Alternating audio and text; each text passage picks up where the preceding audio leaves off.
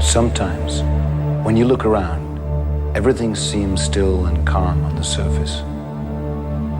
And then you detect a little disturbance.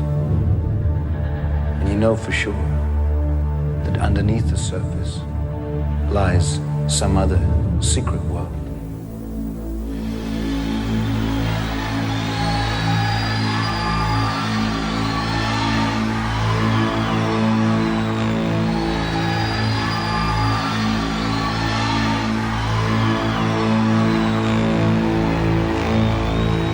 This song was written for a very brave man.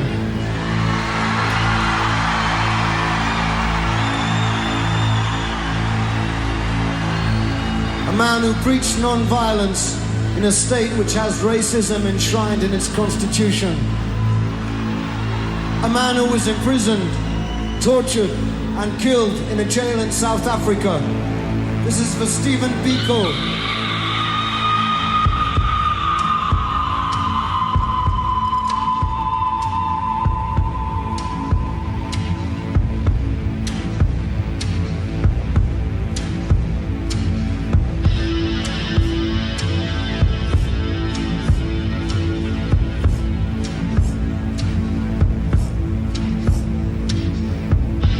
September 77, Port Elizabeth, weather fine. It was business as usual in police room 619.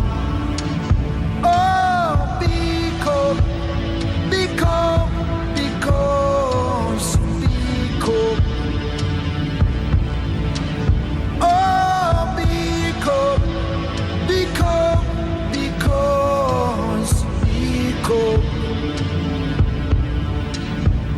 That song meant that when the Amnesty were doing a tour in '86 in America called Conspiracy of Hope, I got a call from Bono saying, we want you to be in this tour for human rights. And then in '88, I took over and did the same job, hustling other artists. And then for the first time, I started meeting people who'd been tortured, meeting people who'd seen their family shot dead in front of them, and it's no longer something outside that you read about or watch on television. And they say to you, you can make a difference to our lives. It's very hard to say, I'm busy. So, although we still do that a lot. So I think that got me engaged, and then things have grown out of that. The rhythm is around me, the rhythm has control, the rhythm is inside me, the rhythm has my soul.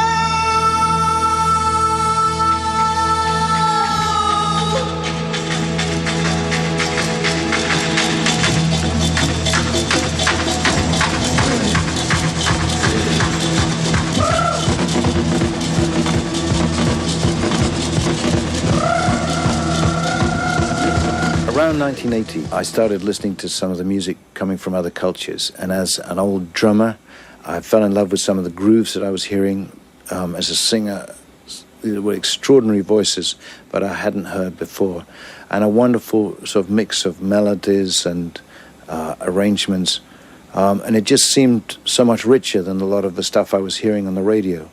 I phoned up a group of fellow enthusiasts and started trying to create an event, which 2 years later became the first one-man festival in Shepton Mallet.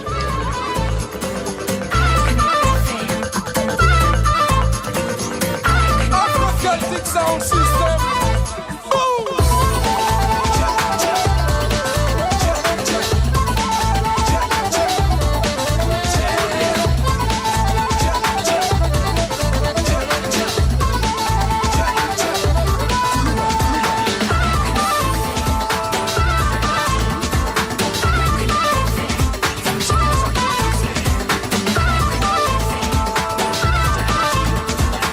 We started Real World Studios around 86 in this old converted mill, and it was part of a dream studio for me, the sort of environment that I'd always wanted. It's a little media center of sorts on a very village scale.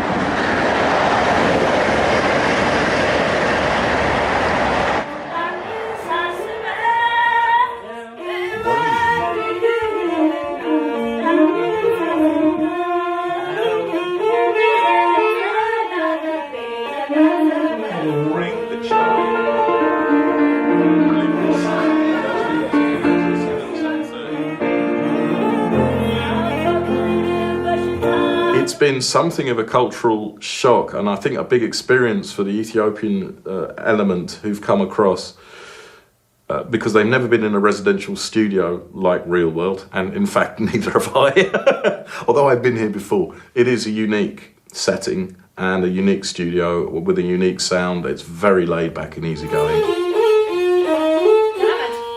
Recording now. So okay, back. Here we go.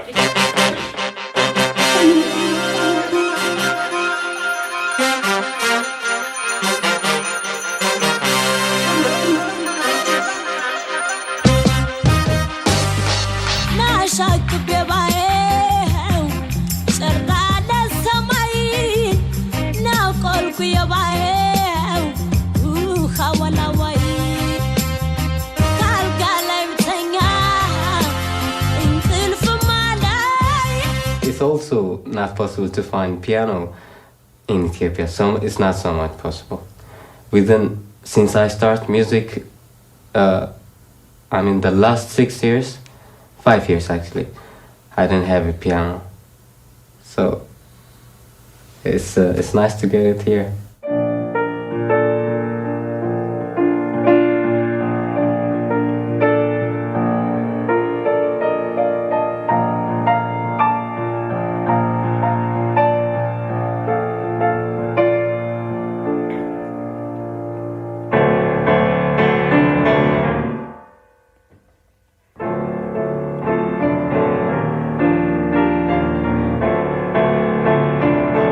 We built the studios so that it was around performance, to try and get people comfortable. So for example, in a lot of the spaces, you can actually record in the control room rather than being isolated. My ghost like to travel so far in the unknown. My ghost like to travel so deep into your space.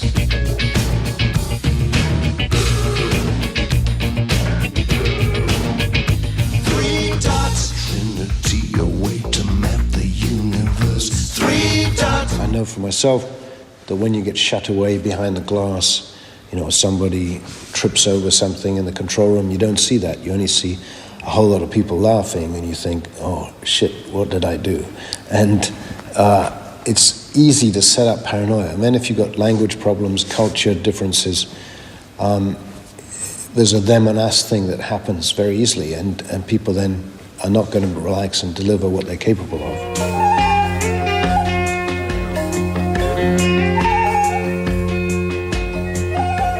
And I think all musicians are interested in collaboration.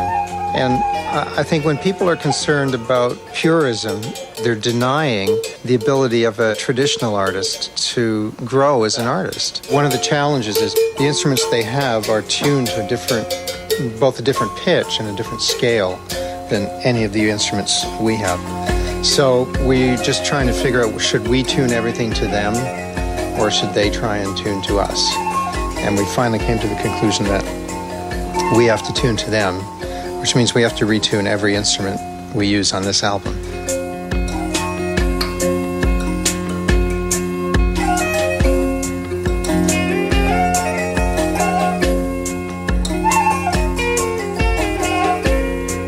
attractions for me for Real World was the location. I really wanted a place by water. I don't know if it's the fact that any time you look at the surface of water, it's a sort of eternally moving thing. And I think in Native American cultures, there's a saying that when you cross water, you move to a new world. We generally cross the water going to the studio. We aimed the studio and the control room not looking into the big room at the musicians. We turned it round to look at where we created a pond at the ducks and the swans that live there. But it means if you ever work very late or through the night, normally in a underground studio, you know, you don't know what time of day or night it is. And here you see the light fade and sunrise and the mist coming in on the water and the bird life. And now we have an otter there as well. So there are other entertainments. C sharp, D, C sharp, C. But don't worry now, Abdullah, we'll do it another time.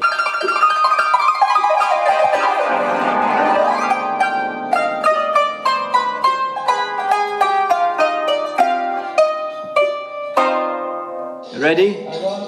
Ready?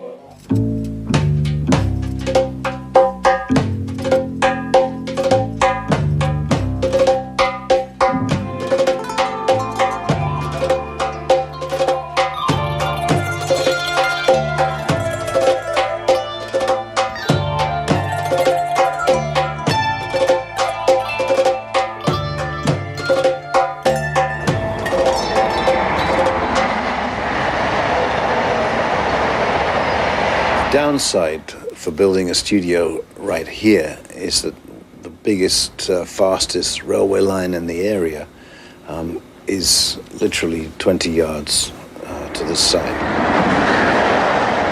It comes in at great speed, it's the high-speed train, and then goes very quickly. So it's like in this rural utopian garden, there is a sudden burst of urban contemporary life, just to remind you where you are and who you are.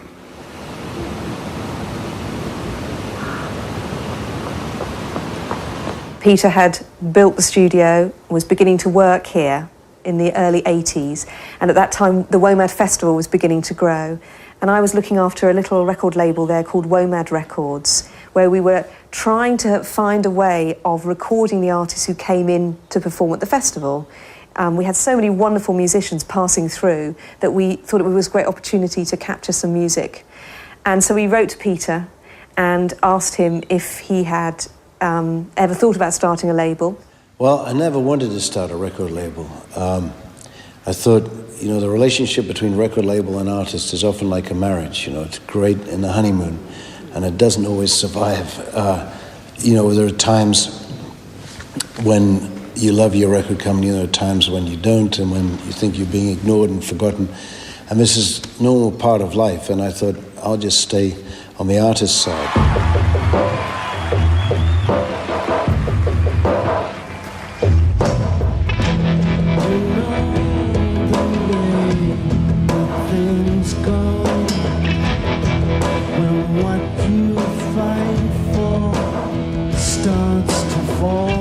We had all these incredible artists coming into the country, and they couldn't get record deals. So eventually, I was persuaded to found Real World Records. And one of the first records we put out was actually with the amazing Nusrat Fateh Ali Khan.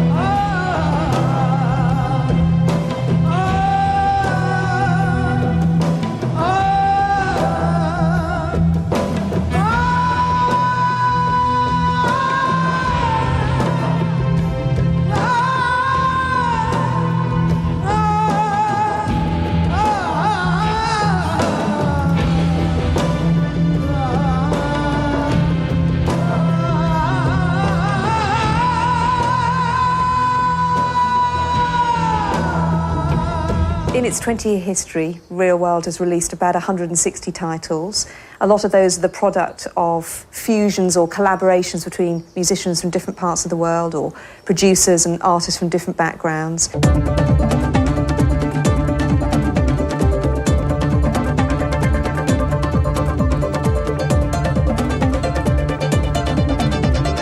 Lagu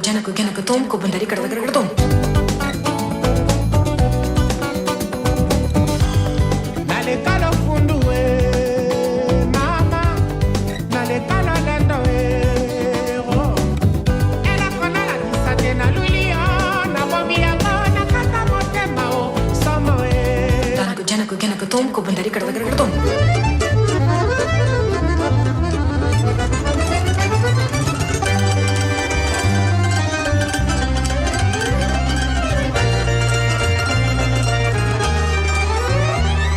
Dan ko jana ko gena ketum, ko bendari ketum. You only call me when you're drunk. I can tell by your voice. It's the only time that you open up to me and tell me that you love me. The first thing that I do. Dan ko jana ko gena ketum, ko bendari ketum.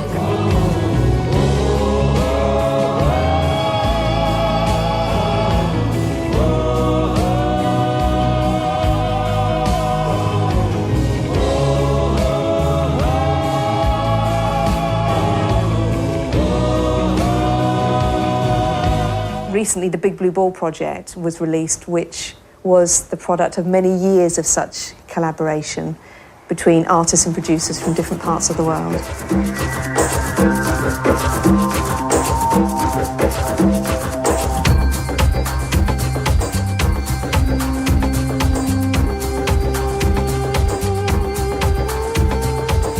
Was ist das Big Blue Ball? Schwer zu sagen, weil es ein Projekt ist, das ein langes Leben hat. Es fing an Anfang der 90er Jahre, organisiert von Real World.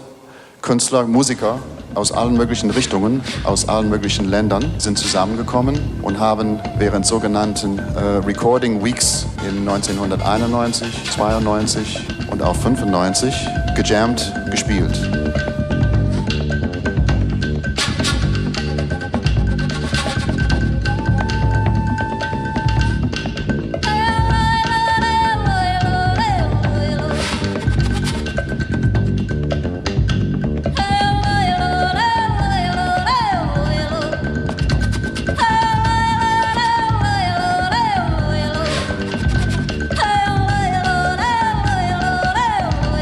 The recording week idea came up because every festival there was all these interactions that happen between all the different musicians. No, thumb for us two, or for these two there, and then this finger pulls down there.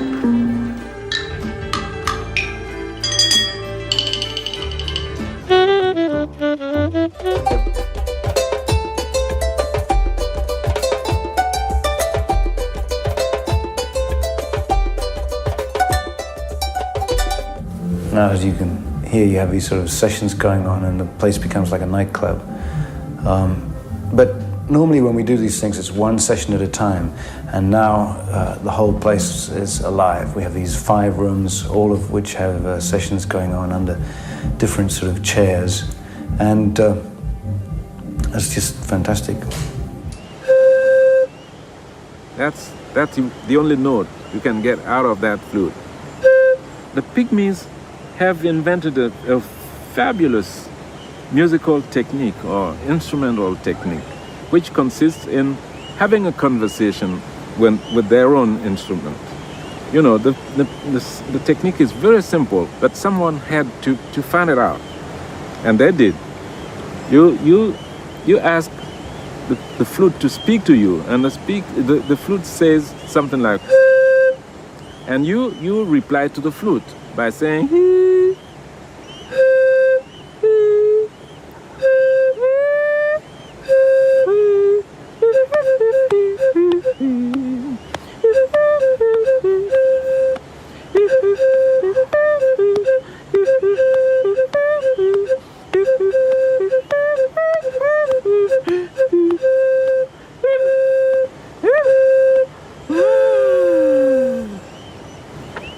all these different musicians come together from many countries and start playing with each other sort of spontaneously just around the sites and around the touring buses and so on.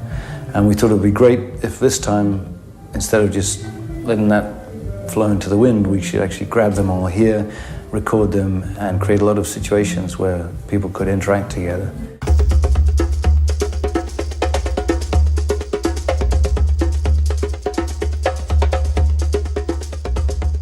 Yes, this, yes.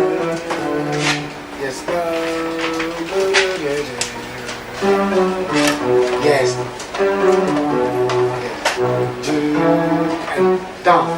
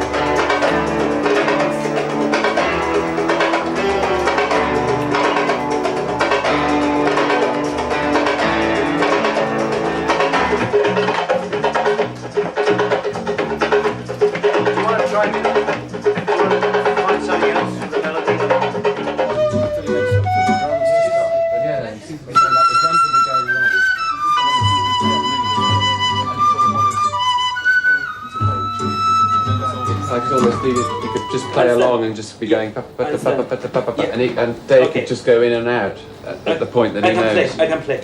That 4 bars is not for beat, 4 bars.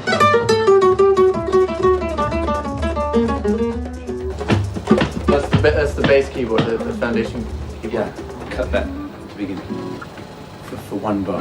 Right. Just for this intro.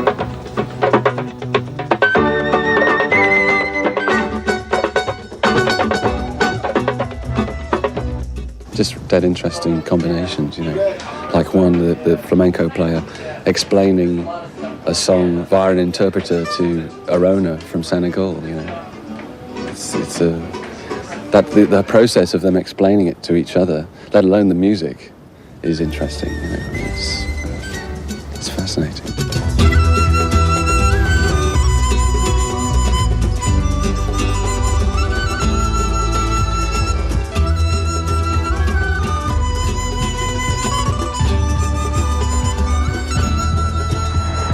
We were very keen to get something made out of it, but there was so much material generated that it was a nightmare. And every time people would go in there, have a look at it, and think, no,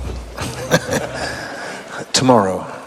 What are we supposed to imagine? There was a mountain of reels of tape somewhere in the real world, in the bosom of Real World Studios. Yeah, in an old container inside one of the old army Nissen huts that we have on one side. So Stephen Hague in particular was willing to take on the challenge, and he began to sort it all out for us. But that's why it took 15 years.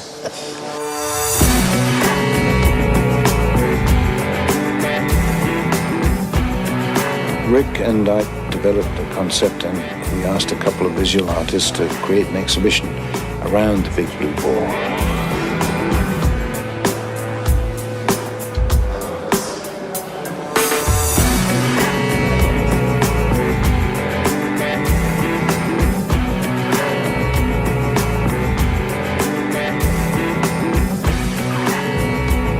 In the center of the piece, the three-dimensional form of the ball was mapped out by these white boards, and it included video messages from all sorts of places around the world. One of the pieces I particularly enjoyed was by Marcus Kreis. It was a scene of kids playing with the global football, but it was beautifully shot from above. Die Grundidee von Souvenirs from the Earth ist, die großen flachen Bildschirme in futuristische Gemälde zu verwandeln. Wir tun heute so, als ob wir Bilder für morgen machen. Das heißt, wir kommen aus der Zukunft und müssen jetzt ganz schnell auf der ganzen Erde verschiedene Souvenirs abgreifen, filmen, um die dann in eine Konserve zu packen, damit man sich später, wenn die Erde richtig explodiert ist, dann daran erinnern kann. The project that we've just been working on, the Big Blue Ball, is, I think, an act of globalization. It's an act of trying to bring the world together and to explore it. The moon, it whispers a mild voice. The scream just a day ago. Globalization, I think, has had a lot of bad publicity.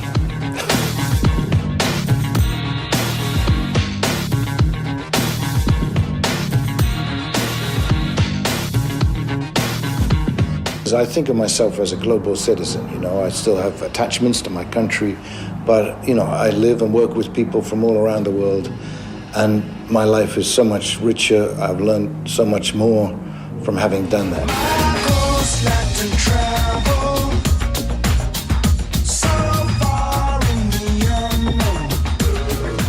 I think we are at a unique point in our evolution, because for the very first time, anyone on the planet can communicate with anyone else on the planet.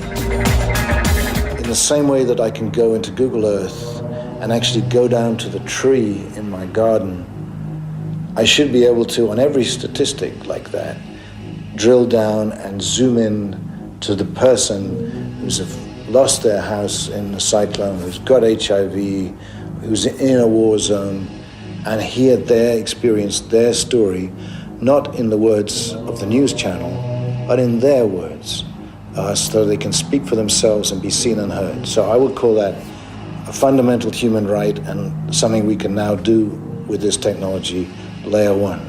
We have a thing called Witness, witness.org.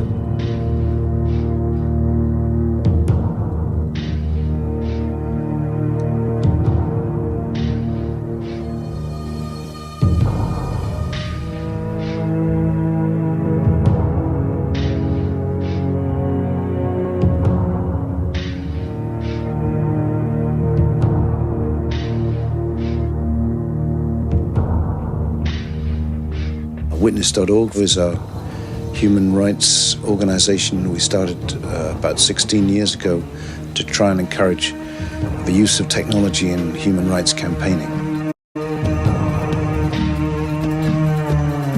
And the dream is that anyone that has bad stuff happening to them might be able to upload video, images or photos or text of what's gone on, of their story and their experience.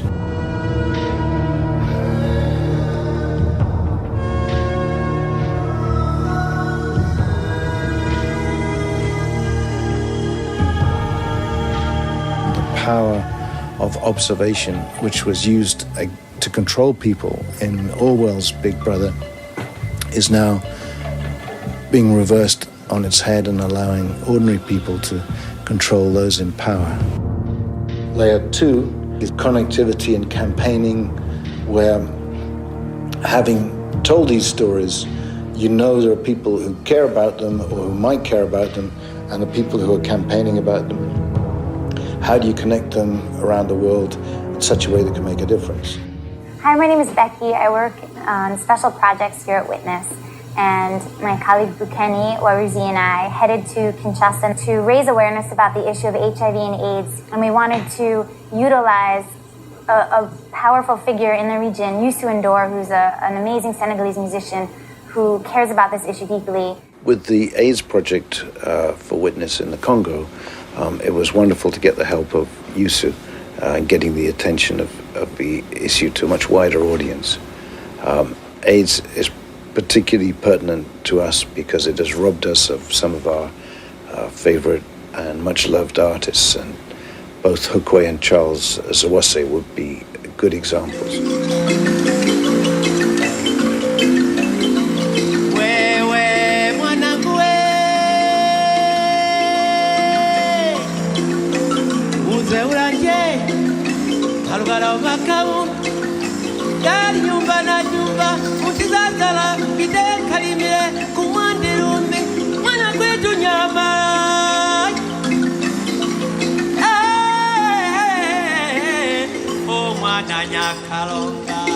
I remember really well the first time I heard the Zawases, and it was the most incredible voice, you know, one of, I think, the best voices we've ever worked with and one of the best voices I've ever heard.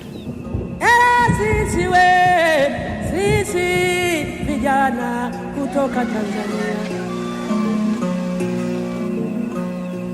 shughuli za utamaduni wa kwetu Tanzania.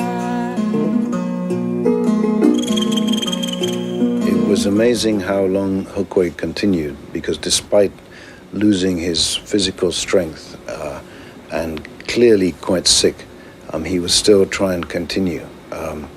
But sadly, as they made a lot more tests, it became quite clear that it was AIDS that he was suffering from, which I think many of us had feared, and he was only to last a few months more.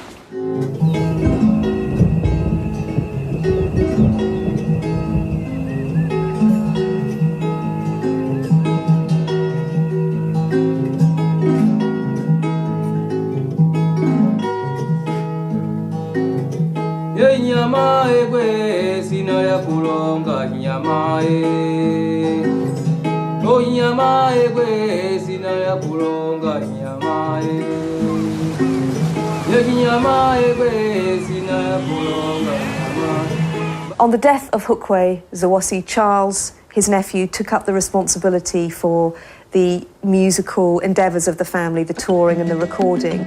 Anapiga vile vile kama baba, anaimba, anatufundisha kama baba, na alikuwa na nguvu zake tu, hajawa yuko karibiani kuchoka labda aache, hapana.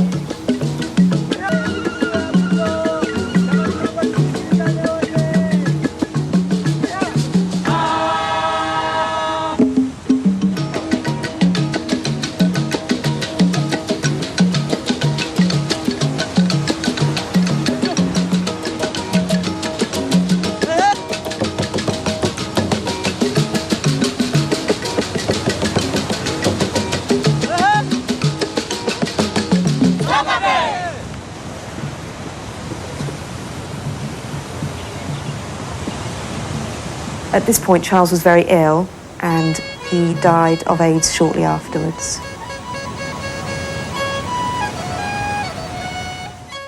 You suddenly get a real sense of the devastation that the disease causes when you lose someone close.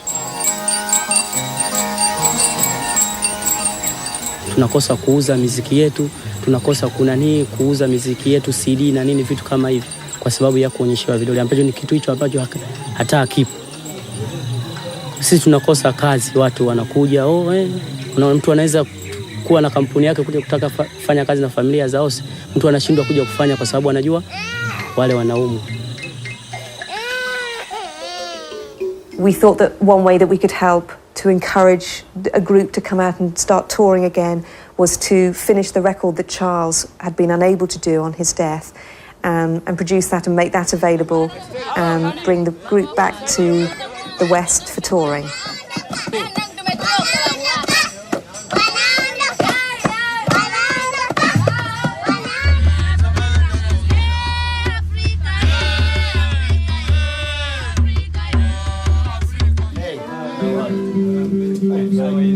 Very nice.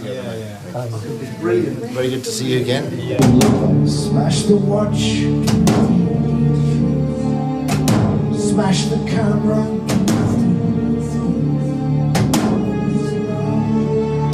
lost control, comes inside me. The rhythm is my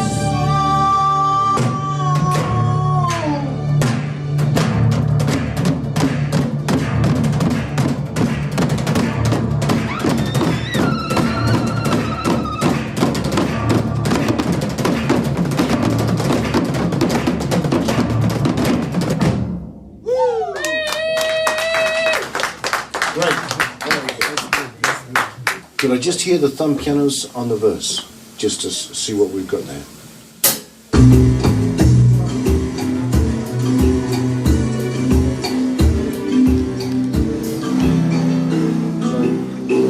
Excuse me, so I think that the key is probably too different. Yeah. Excuse me. Yeah. I think it's better to leave the thumb piano. Yeah. Excuse me. Wazuri wanaanza kwa sababu sisi katupenda kwa nini kupiga malimba. Ufungua malimba na ile ilikuwa tofauti. Ingekuwa kizeze vingelingana kwa nini ingechuni. Dani kashindwa. Mlima Tanzania kwenda kulima. Kubali dinyi hai. Chunga ng'ombe.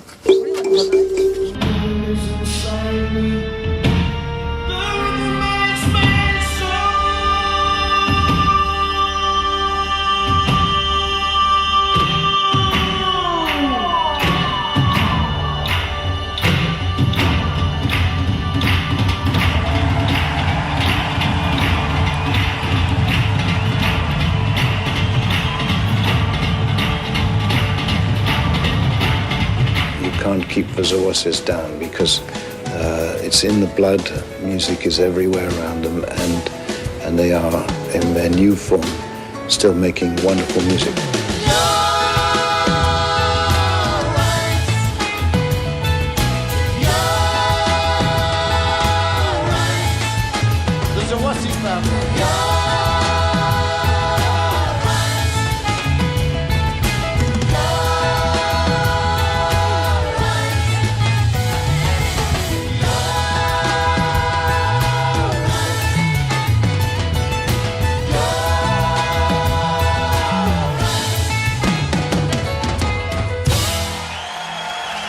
Thank you so much. The amazing Zawasi family. Thanks to you.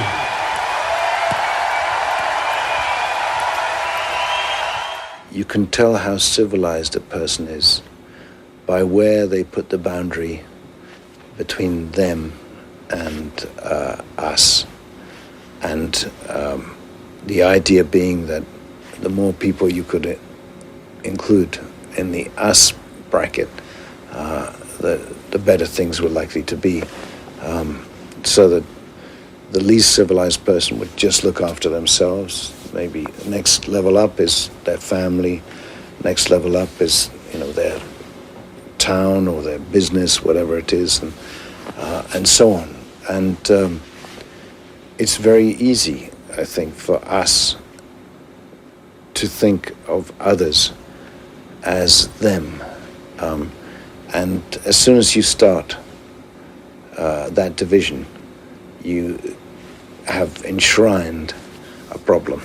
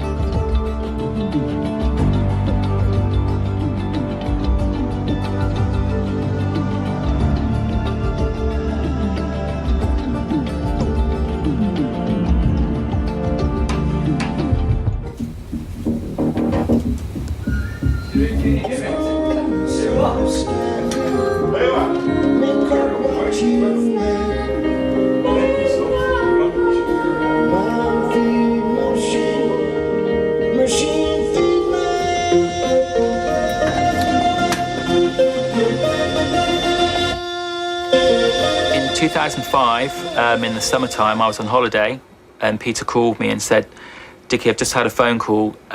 Do you want to go to Cambodia? I've been invited there. I can't go. Can you go to Cambodia and find this blind musician that I've been told about called Kong Nai?" ទីមួយមកបាននេះដោយសារសិល្បៈខ្មែរអមតៈជាកម្មវិធីរបស់អង្គការអប់រំពិភពលោកទីពីរបន្ទាប់មកទៀតមកដោយលោក Peter Kong Nai is a Chai Pei player from Cambodia. He survived the killing fields of the Khmer Rouge, who, with Pol Pot, systematically went after intellectuals and artists, and I think decimated or killed 90% of the artists in the country.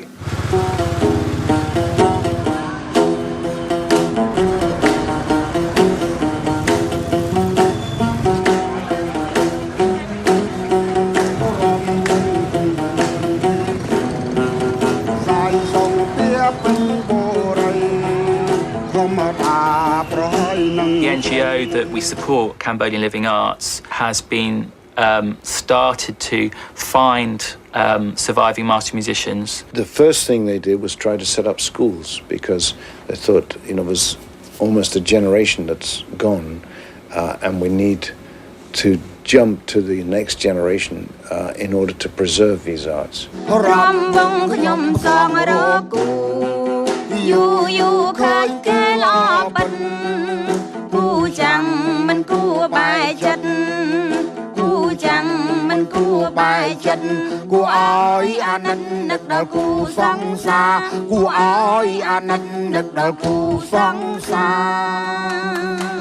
When I went to Cambodia, I also became aware of another master, Eng Satol. I went to his class and was really blown away by his students there, mainly kids living in the slum area.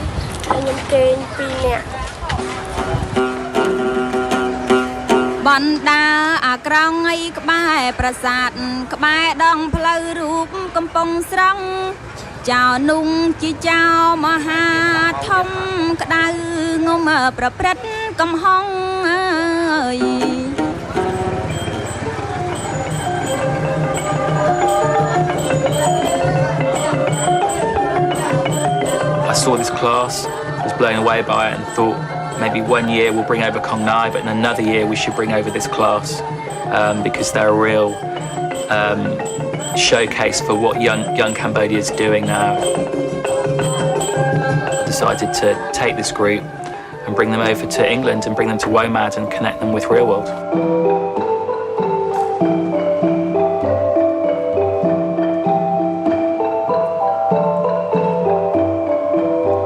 At the end was we did send them back with a small amount that they could then use with their own will, whatever they wanted to do back home. Female students bought a moto to get her to school because she lives quite far away from the school, and other students did up their homes, their housing, which need a lot of attention because they live in this slum area in Phnom Penh.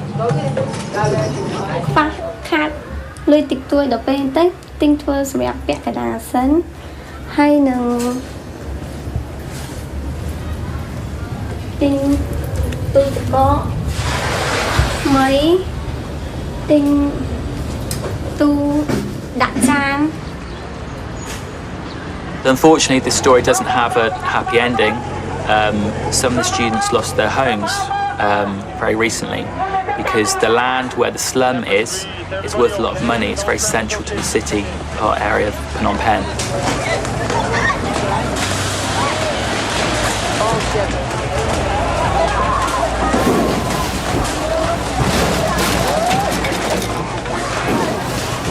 I was working with Peter in the studio and I got word that this had happened just that night, that they'd lost their homes. So Peter said to me, right, Dickie, let's see what information we can get up onto the witness site to let people know globally that this is happening and that this is going wrong.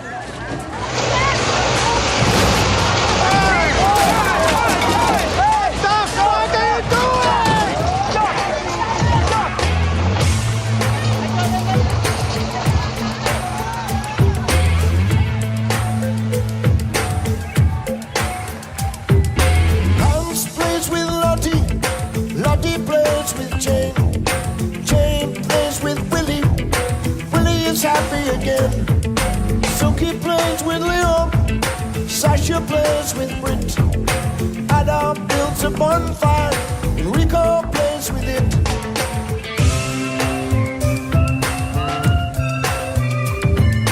Listening tunes we had in the kids by the seaside.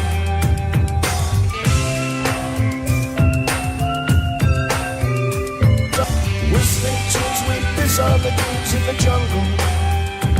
So looks good, cool, they probably will. Games without frontiers, war without tears. Looks good, cool, they probably will. Games without frontiers, war without tears. Games without frontiers, war without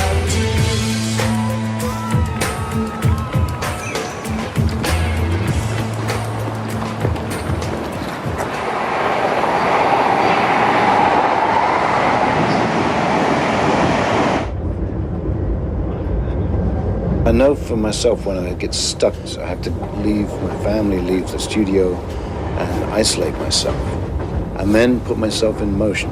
My theory is that you have peripheral mental stimulation, visual stimulation, from passing background. So I can sit at a desk and have nothing in my head. I can get on a train and ideas will start coming. We have a global village, but we don't really have the global elders to turn to. And if you have a group whose power in the world is not any longer based on military, political, or economic strength, but only on the respect that they've earned from the world through having lived extraordinary lives, and they can be persuaded to work together, then they have a chance of doing something with that at high level.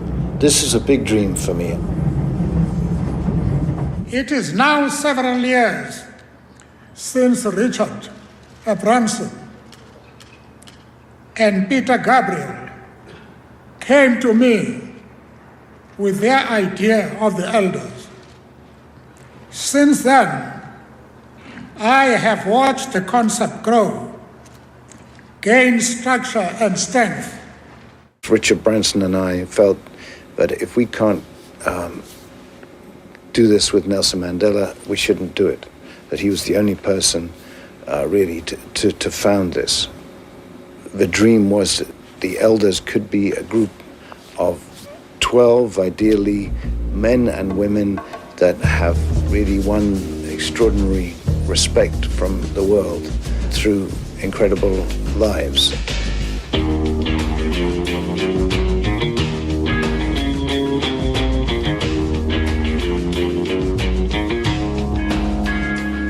The structures we have to deal with these problems are often tied down by political, economic, and geographical constraints.